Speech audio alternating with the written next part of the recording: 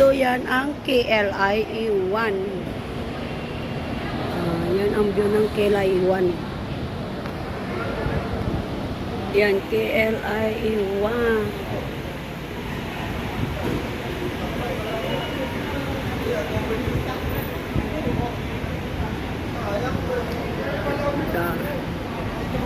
Sa labas ito ha, mamaya papasok ko doon sa entrance. Ayun. KLIA1 to. Iba yung KLIA. Malapit na ako. Arrival. Papasok na ako.